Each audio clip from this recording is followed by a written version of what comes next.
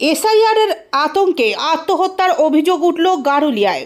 বুধবার নোয়াপাড়া থানার গারুলিয়া পুরসভার 12 নম্বর ওয়ার্ডের সোদলা ট্যাঙ্ক রোডের নিত্যানন্দ পল্লীতে ঝুলন্ত অবস্থায় উদ্ধার হয় স্থানীয় যুবক সুমন মজুমদারের দেহ।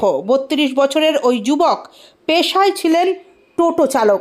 স্থানীয় সূত্রে জানা গিয়েছে, দীর্ঘদিন ধরে এসআইআরের প্রয়োজনীয় নথি সংগ্রহ নিয়ে চাপে ছিলেন সুমন। পরিবারের দাবি, নথি জোগাড় করতে না পেরেই মানসিক অবসাদে ভুগছিলেন তিনি।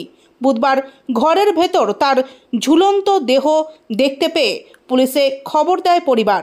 ঘটনাস্থলে পৌঁছে পুলিশ দেহ উদ্ধার করে ময়না তদন্তে পাঠায়। বুধবার সন্ধে 6টা নাগাদ মৃতের মা দীপা মজুমদার কান্না জড়িত কণ্ঠে বলেন, এসআই তো কালকে দিয়ে গেল ফর্ম, এখন আমাদের তো কিছু ছিল না প্রমাণপত্র। এবার ও একটা টেনশন করছিল, আমি ভাবছি যেরকম করে জোগাড় করবো, আগে যে কি হয় ফর্মটা দিক, তারপরে ব্যবস্থা করব।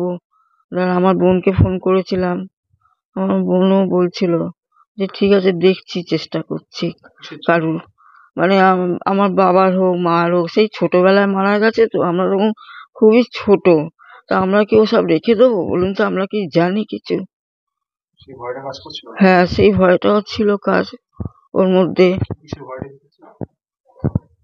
ওই যদি এইসব এখান থেকে তো মানে পাঠিয়ে দেয় বা কিছু করে, এইসব নিয়ে ও সবসময় বলতো আমাদের মনে হয় পাঠিয়ে দেবে, আমাদের মনে হয় পাঠিয়ে দেবে, আমরা তো ভাড়াটি, আমাদের কোনো নেই।